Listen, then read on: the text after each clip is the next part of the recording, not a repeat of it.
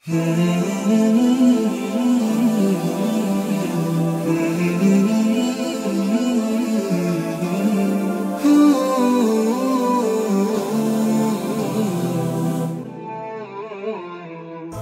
يجدد في المدى. Bismillahirrahmanirrahim. Assalatu wassalam ala asyrafil salin wa ala alihi wa ashabi ajma'in, amma ba'd. Assalamualaikum warahmatullahi wabarakatuh. Mga kapatid sa Islam, nandito naman po tayo para magbigay ng Islamikong pagpapayo patungkol ito sa kaalaman bago ang unawa. Opo mga kapatid sa Islam, itong usapin na ito ay kailangan malaman natin na ang kaalaman ay pundasyon ng ating reliyong Islam. Haligi kung saan dapat magiging matatag ang isang mananampalataya dito. Kasi nga alam naman natin ang kaalaman ay hindi dapat binabasta-basta lamang. Dapat ikaw magsaliksik, dapat ikaw magbasa, dapat ikaw mag-aral, kailangan makinig at magtanong. Kaya ganun po ang kaalaman sa Islam. Walang shortcut dito. Kung gusto mo maging guro, kung gusto mo magbigay ng opinion, gusto mo magbigay ng hikmah, gusto mo magbigay ng payo, dapat nakabaon ang pundasyon mo sa kaalaman.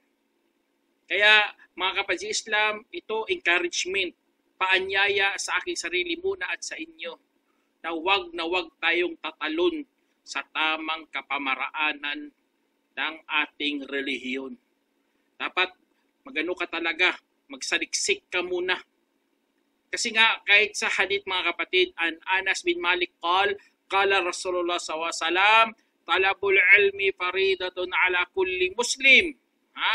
Sabi di sa hadith, ang paghahanap ng kaalaman ay tungkulin ng bawat Muslim. Allahu Akbar. Tungkulin po mga kapatid. Kadugtong dito nga sa wawadiul ilmi inda gayra ahlihi kal mukalladil khanaziril jawral wal lu'lu'a wal dhahab. Sabi dito, ang paglagay ng kaalaman na sa hindi karapat-dapat ay katulad ng isang tagalagay ng kwentas sa mga baboy ng mamahaling bato, perlas at ginto. Subhanallah. Kaya ganoon na ganoon mga kapatid, dapat ang ilm, ang kaalaman ay gawing talagang pundasyon ng bawat isa sa atin. Dapat magsaliksik ka ng iyong pundasyon. Kasi nga alam naman natin pinupuri ng Allah Subhanahu wa Ta'ala ang mga maaalam. Mga pinupurian ng Allah, kaya tignan nyo sa pag-aaral ng Islam, sinasaulo talaga natin. Kasi nga hindi mo kailangan muna unawain, kailangan isaulo mo. Kasi nga galing yan kay Allah, sure na yan. Hindi kayo na kailangan opinion mo. Isaulo mo yan, Quran, ang hadith ng propeta, mga sahih. Kasi nga pinupuri nga ng Allah Subhanahu wa Ta'ala ang mga maaalam. Mga maalam, masyaallah, sa ulado talagang Quran, sa ulado nilang hadith. Yun ang kaalaman.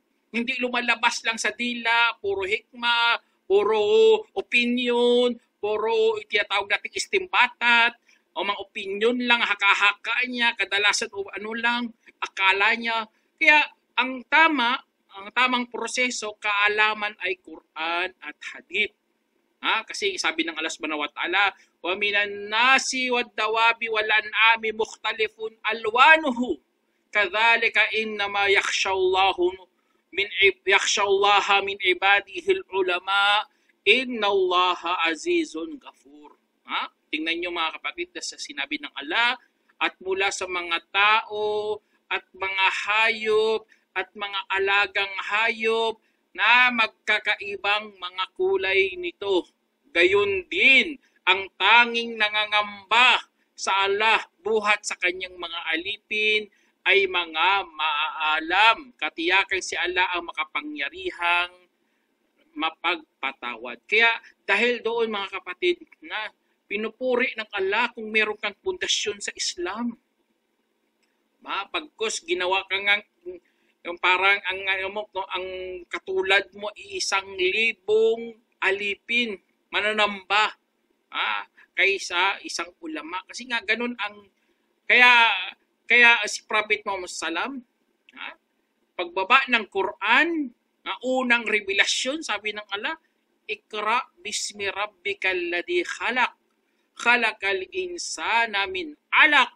Sabi ng Allah subhanahu wa ta'ala, basahin mo ang pangalan ng iyong Panginoon, ang yaong lumikha ng tao mula sa kumakapit na namumuong dugo. Kaya dyan sa pagkasabi ng Allah, alam naman natin, kailangan sa pag-aaral mga kapatid, kailangan natin kaalaman, yan sa pagbabasa, sa pag-aaral, bago mo unahin ang unawa. Iba kasi yun mga kapatid, ang tamang proseso talaga. Gusto mo sa tamang proseso, kasi iba tumatalon, latin nyo, inuunawa nila. Hindi pa nga nila sa ulado, inuunawa nila, subhanallah. Kaya tuloy, parang ang lumalabas sa mga bibig na lang, puro haka-haka, opinion, akala, nawawala ng Quran, nawawala ng sinabi ng Propeta Salam. Kaya pagbabasa yun ang kinuro ng Allah sa kay Propeta Salam, Iqra, magbasa ka. Alam naman natin Propeta Salam, hindi siya marunong magbasa. Pero ginawa niya at nagiging halimbawa siya para sa atin. Ang ginawa ng propeta, sinaulo niya, subhanallah. Pagkarinig niya ng Quran, sa ulado niya. Ang pagbabasa na yan, bumabasa na lang gamit ang puso, subhanallah. Kaya dapat yan ang tamang proseso sa kung gusto mo talaga matuto ng ating relihiyon. At huwag mong isabay ang unawa bago ang kaalaman. Huwag mo ipagsabay yan. Mali yung proseso na yan. Ang tamang proseso, masaulo mo munang kaalaman bago mo unawain.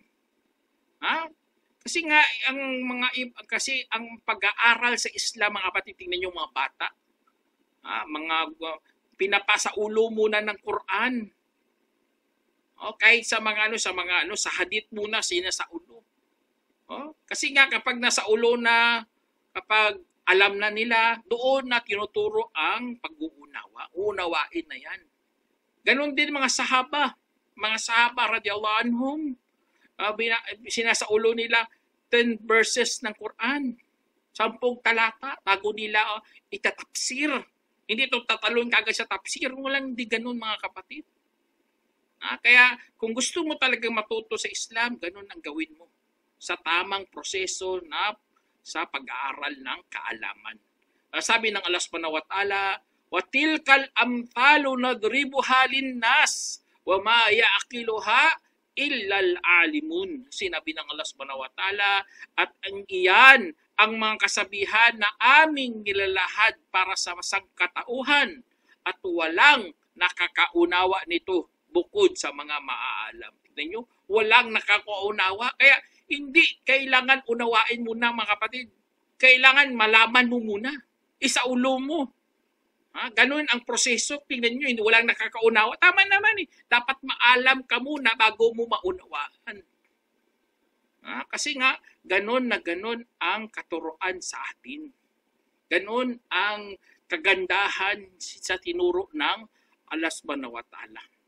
Kaya nabubuo ang pagtatanong, nabubuo ang paghahanap ng paliwanag dahil yan po sa pagbabasa at pag-aaral. Allahu Akbar. Nabubuo ang mga katanungan mo dahil sa mga kaalaman na natutunan mo. Hindi magtatanong ka na ayaw mo na matuto. Uunawain mo na ayaw mo naman ng kaalaman. Subhanallah. Ganun ang ginagawa ng mga yung mga hindi Muslim. Inuunawa nila, wala naman silang nalalaman. Hindi talaga papasok sa iyong kaalaman. Kasi mali proseso ginawa mo eh. Ang tamang proseso, matuto ka muna. Malaman mo muna. Isaulo mo muna. Magbasa ka muna. Mag-aral ka, magtanong ka. para magkakaroon ng biyaya ang iyong mga natutunan. Alhamdulillah sa panahon natin, bukas na ang internet. Magbasa ka, magtanong ka, bukas lagi. May mga application na para matuto natin at alam naman natin kaalaman, pamanayan ng mga propeta. Sabi sa hadith mga kapatid, ang maalam ay mga tagapagmana ng mga propeta at mga propeta ay hindi nagpamana ng dinar at dirham, bagkus nagpamana sila ng kaalaman. Kaya't ang sino mang tumaglay nito ay nakakuha ng napakalaking bahagi. Isinalaysay ni Abu Dawud at itinama ni Albani. Kaya pamana yan ng mga propeta. Hindi sila nagpamana dito ng armas, hindi sila nagpamana dito sa atin ng mga ginto, dirham. Yun ang pamana nilang kaalaman. Kapag ikaw natuto ng kaalaman, Allahu Akbar, nakakuha ka ng malaking bahagi mula mismo sa mga propeta. Kasi nga, ganun ang mga propeta, mga kapatid. Hindi sinabi dito na at itinuro sa atin ang mga hindi ganun ang itinuro sa ating kaalaman ng mga propeta. Kaya may mga aklat talaga si Allah subhanahu wa ta'ala na binababa sa mga At ang mga maalam, mga kapatid, tinataas yan na dapat, kaya tinataas kasi nga dapat gayahin natin sila. Tinataas yan sila ng Allah, makikita mo sila. Natututo ka, para gayahin natin yan sila, mga kapatid, sa pagkanilang mga natutunan. Kaya ang kaalaman, alam naman natin mga impormasyon yan, mga datos, mga idea, na mga naunawaan ng mga tao sa pamamagitan ng pagbabasa, pakikinig, o kaya mga obserbasyon o sa pagtuturo.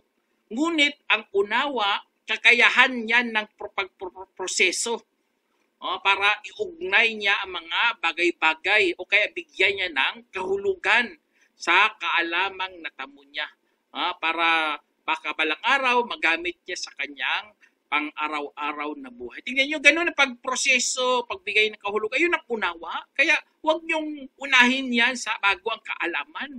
Bibigyan mo ng kahulugan, hindi mo pa nga alam, subhanallah. Para sa sa makamundong buhay nga, example, nagpapanggap ka lang ng doktor o kaya nagpapanggap ka na dentista, huhulihin ka nga eh. Gumagawa ka ng ngipin tapos hindi wala ka namang kaalaman. Delikado 'yan, di ba? Sa makabundong buhay ganun na ganun din. Ganun din 'yan sa Islam. Magbibigay ka ng patwa, magbibigay ka ng kahulugan, wala ka ngang datos, wala ka ngang impormasyon, wala ka ngang ideya.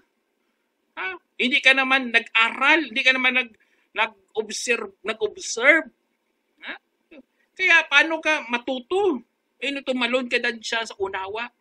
Nakabasa ka lang ng isang talata, tapos i-explain mo, itatapsir mo.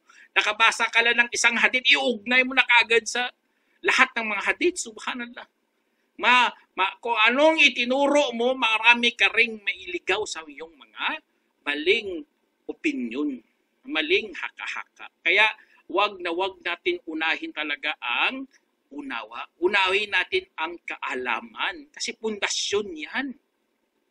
Matuto ka muna bago ka magturo. Tulad sa hadith ni Prophet Salam, sabi ni Uthman radiyallahu anhu, Nabi SAW, qal, khairukum man ta'allama al-Quran wa 'allamahu. Sabi sa hadith, mga kapatid, na inulat ni Uthman radiyallahu anhu, na ayon sa Prophet Salam, na nagsabi, ang mainam sa inyo ang sino man nag-aral ng Quran at itinuro niya ito. Tingnan nyo, nag-aral ng Quran at itinuro niya ito. Isinalaysay ni Bukhari. Kaya sa hadith na yan, napakalinaw talaga. Bago ka magturo, dapat meron ka ng kaalaman. Pasalamat tayo nga sa Islam sa sinabi ng Propeta Salam, balig ani walaw aya, magpaabot kayo hinggil sa akin kahit isang talata. Basta alam mo, yun ang mga, hindi naman tayo dinadiscourage na magturo. Kung wala ka lang sobrang daming alam, hindi ganyan ang turo sa Islam. Basta alam mo ang iyong mga sinasabi. Alam dahil natutunan mo. Nag-aral, binasa mo. Kahit isang talata lang yan, isang hadith lang yan. Basta binasa mo, nakinig ka, nag-observe ka, nagtanong ka. Allahu Akbar. Ganun na ganun para proteksyonan mo rin ang iyong sarili sa kapahamakan o kaya mga panganib o kaya makapagpaligaw ka pa ng iba. Kaya po mga kapatid, yan isa sa mga kagandahan ng katuruan ng ating reliyong Islam. Mga tamang hakbang kasi yan sa kung gusto mo matuto talaga ng mga bagay-bagay. Kung gusto mo matuto ng mga bagay-bagay, yun ang unahin mo. Bago natin lubos unawain, ay kailangan matutunan mo muna. Katulad din sa mga matematika. Hindi mo yan maunawaan kung ang konsepto ng algebra kung wala ka namang alam sa basic arithmetic. Paano mo malaman yung mga 2x, 2 square, kung wala ka namang basic arithmetic, 1, 2, 3, 4, 5, 6, 7? Kung hindi mo alam yung subhana, paano ka tatalon sa algebra? Ganun na ganun din sa Islam. Paano mo matutunan yan? Kung wala kang usul, wala kang mustala, mga hadith, o ano pa dyan, mga tajwid, paano yan? Magbibigay ka na lang ng opinion mo. Kaya itong nakakatakot sa lahat mga kapatid. Kasi nga, delikado nga kapag inuna mo ang iyong unawa. Ang mga sahaba nga, subhanallah, merong isang kwento dito sa hadith na galing kay Bukhari na inulat ni Abu Jamrah na dati umupo ako kasama ni Ibnu Abbas radiyallahu anhu. Pinaupo niya ako sa kanyang higaan. Tingnan nyo, dati kasi wala namang salay. Higaan lang. Ganun mga pobre dati. Mga subhanallah, kahit upuan nila, higaan nila. At saka, sinabi, manatili ka sa akin hanggang sa bigyan kita ng bahagi ng aking kayamanan. Kaya nanatili ako sa kanya ng 2 buwan.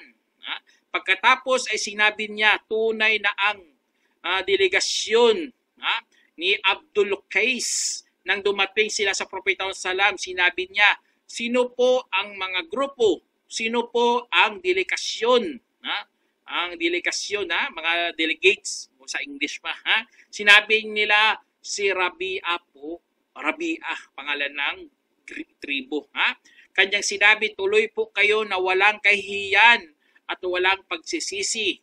Sinabi nila, o mensahero ng Allah, tunay na hindi po kami nakakarating rito bukod sa sagradong buwan.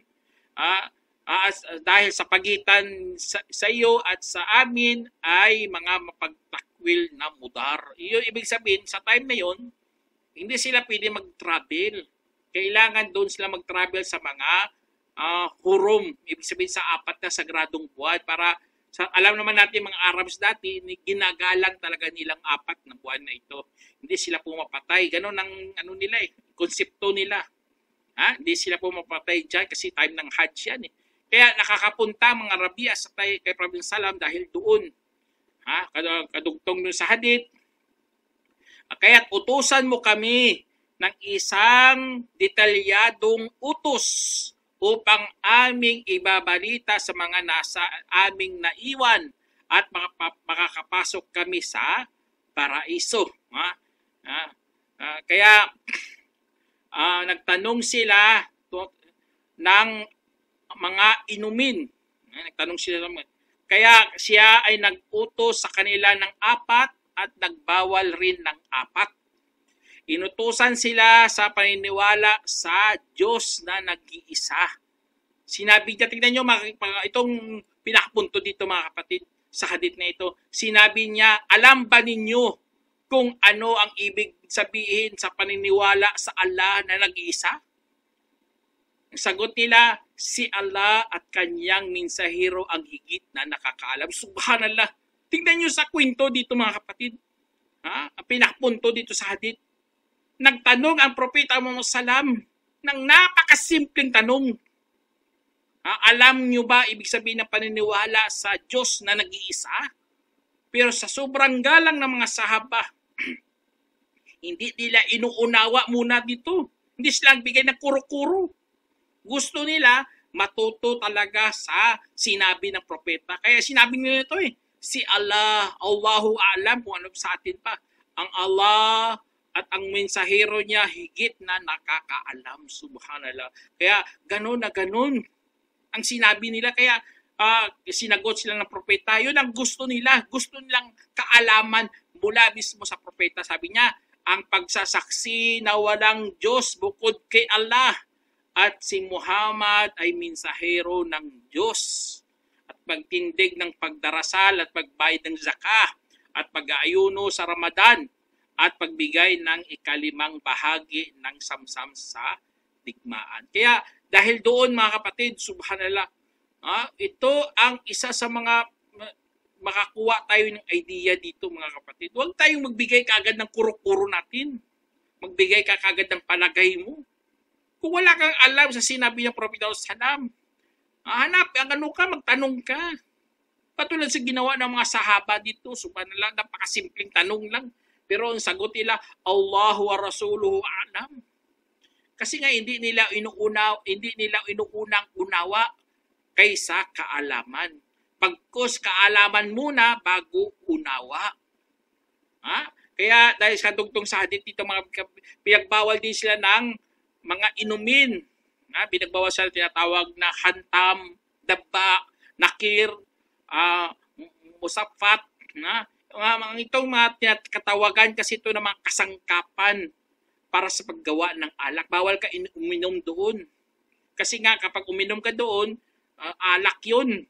Kasi kasangkapan nga yun sa paggawa ng alak kasi mga bakal yun yung tinutukoy yung mga hantam o ano pa dyan. Basta kasangkapan niya sa paggawa ng alak. Kaya pinagbawalan sila ng Propeta Salam. Kaya ang ginawa nila, ingatan nila at ibabalita rin nila sa mga kanilang mga naiwan. Kaya itong kwento dito mga kapatid, dito natin nalaman kaalaman talaga muna. Kaya sa pagpapasya, sa pagsusuri sa issue, mahalaga may sapat ka na kaalaman bago mo bumuo ng malalim na pag-unawa o opinion. So, katulad sa nangyari sa Iran at Israel, ang dami mga video naglabasan. Kung nagbigay ka doon ng haka-opinion, subhanallah, AI lang palang gano'n doon. Mga balita, halos, hindi ka akala mo totoo yun, nakakatakot. Yun yung sinasabi ko sa inyo. Huwag nyo munang unawain. Dapat alamin mo muna. Dapat may kaalaman ka. Kasi pundasyon nga yan Baka makapagbigay ka rin ng opinion mo, pero ang basihan mo, gawa lang, AI lang, subhanallah. Yun na nakakatakot. Ang iba, galing mag-explain ng mga issue, magbigay ng opinion, mag-vlog pa, pero mali ang kanyang mga kinagkukunang kaalaman, puro fake news. Kaya hindi sana mangyari sa atin yan bilang mga Muslim na niniwala kay Allah subhanahu wa ta'ala. Kasi nga ang kaalaman, pundasyon yan ng ating reliyon. Pundasyon rin yan ng pag-unawa. Ang kaalaman. Doon bumabase ang ating unawa sa kaalaman. Kaya kailangan matibay ang ating pundasyon. Utos ka ng Allah subhanahu wa ta'ala sa Quran, sabi niya, fa'lam annahu la ilaha illallah wastaghfir li dhanbik walil mu'minina wal mu'minat wallahu ya'lamu mutaqallabakum wa mathwakum. Sinabi ng Allah subhanahu wa ta'ala, kaya't alamin mo na talagang walang Diyos kundi si Allah at humingi para sa iyong mga kasalanan ng kapatawaran at wala sa mga manampalatayang lalaki at babae at si Allah at kapatawaran at para rin sa mga manampalatayang lalaki at babae at si Allah ang nakakaalam sa inyong mga pinanggagalaw at sa inyong pahingaan. Kaya dito sa sinabi ng Allah subhanahu wa ta'ala mga kapatid, napakaganda kasi nga utos sa atin, alamin mong Diyos mo muna. Ang iba kasi tumatalon sa dua, tumatalon sa sala. Subhanallah, sino yung sinasalahan mo? Baka si Jesus na naman, baka sa cross ka na naman. Kasi nga hindi mo inalam muna ang Allah. Baka nananalangin ka sa sarili mo. Kaya napakaganda talaga ng pundasyon ng pagsamba. Alamin mo si Allah subhanahu wa ta'ala na walang Diyos maliban sa Kanya. Kaya yun ang pundasyon natin, kaalaman niya eh. Baka tumalon ka sa iba. Kaya kung humingi ka rin ng kapatawaran mga kapatid, humingi ka ng kapatawaran sa iyong kasalanan at isali mo na rin ang iyong mga mananampalatayang lalaki at babae. Ganun po tayo, huwag tayong maging kuripot sa pagdudua. Kasi nga yun ang isa sa mga payo bilang ang mananampalatay kay Allah. Isipin mo rin ang iyong kapwa. Kaya ang batayan ng impormasyon mga kapatid, bago ang malalim na pag-iisip, kasi ang pag-unawa kailangan ng malalim na pag-iisip to eh. Alam naman natin ang unawa malalim na kaysa kaalaman. Mas malalim yan kaysa kaalaman kasi kaalaman mga impormasyon yan eh. Pero hindi ito posible kung walang batayang impormasyon. Parang nagtatanim na kailangan mo muna ng binhi bago tumubo ang bunga. Ganun lang ganun. Kung naghahanap ka lang ng bunga, wala kang tanim. Kaya sa kaalaman, kailangan tanim ka muna. Kung gusto mo magkaroon ng magandang bunga. Kaya yun ang isa sa mga mga kapatid. Yun ang turo sa atin. Tingnan yung mga bata sa atin. Kung gusto mag-habits muna. Tinuturoan ng tajwid. Hindi tinuturuan kagad ng tafsir. Napansin niyo ba yan? Tinuturuan muna mag-tajwid, magbasa, matuto sa Quran, matuto ng alif bata, Allahu Akbar. Kasi kung tumalon sila sa pagtatapsir, alam niyo anong mangyari dyan? Hindi masaulo ang Quran. Mano na lang, magtatapsir na lang sila kaagad. Kaya alhamdulillah, sa mga nagtuturo ng Quran, tinuturo talaga nila muna ang kaalaman at iyan ang tamang proseso talaga. Proseso sa pag-aaral. Dapat isaulo mo muna ang Quran at mga hadith. Kung gusto mong palalim, wala problema. Yun naman ang encouragement sa atin. Gusto mong mag-aral ng usul, gusto mong mag-aral ng mga. Kaya yun kaya ang kaalaman mga kapatid, kasi ang kaalaman yun ang pumipigil ng sa maling pag-unawa. Kasi nga sabi ko sa inyo, pundasyon nga eh. Hindi katulad nangyari sa Bible, tignan sa Bible. Na gano'n na eh. May kaalaman, pero kadalasan maraming opinion. Wala nang salita ng Diyos. Ang kasalita ng Diyos, yun ang kaalaman. Pero ang nangyari, hinaluan kasi ng mga opinion. Kasi mga salita ng narrators, salita ng mga historian, pati nga mga theologian, sinama na rin doon, subhanallah, sa pagta-translate. Sinabi nila doon, Father, the Son, the Holy Ghost. Subhanallah, wala naman para sa original text. Kaya yun ang nangyari mga kapatid. Kasi nga inuna nila ang unawa kaysa kaalaman. Kaya kahit sa hadith mga kapatid, si Prophet Muhammad sallam an Abi Sa'id al-Khudri radhiyallahu anhu anna Rasulullah sallam qal la taktubu anni wa man kataba anni ghayra al-Qur'ani falyamhu wa hadithu anni wala haraj. Man kadaba alayya mutaammidan falyatabawwa maq'adahu minan nar. Sinabi sa hadith mga kapatid, huwag kayong magsusulat hinggil sa akin at ang sino mang nagsulat hinggil sa akin bukod sa Quran ay dapat niya itong buburahin. At magkwento kayo hinggil sa akin dahil walang problema. At ang sino mang nagsinungaling tungkol sa akin ng pasadya, kung gayon ay talagang kumuha ng upuan niya mula sa impyerno, isinalaysay ni Muslim. Kaya yun ang ng hadith mga kapatid. Kung nagsulat ka ng hadith sa time niya, yung pinabubura ng propeta. Gusto niya, Quran lang. Yun ang dahilan doon para hindi magsabay ang salita ng propeta at kasabay sa salita ng Allah. Tingnan nyo, puro yan ha. Yun ang pag-alaga sa kaalaman. Dapat purely muna kaalaman ang natutunan mo. Para ganon ang ginawa ng mahal nating propeta salam. Kaya sa hadith, mga hadith, mga narrated, lahat yan isinalaysay. Kinuha talaga sa mga bibig ng mga sahabi. Kasi nga wala yan o hindi nakasulat yan sa time ni Prophet Muhammad Salam. Kasi pinabubura ng mahal ng propeta. Kaya mga kapatid sa Islam, inshallah, sana meron kayong napulutang aral. Hanggang dito na lang. Assalamualaikum warahmatullahi wabarakatuh.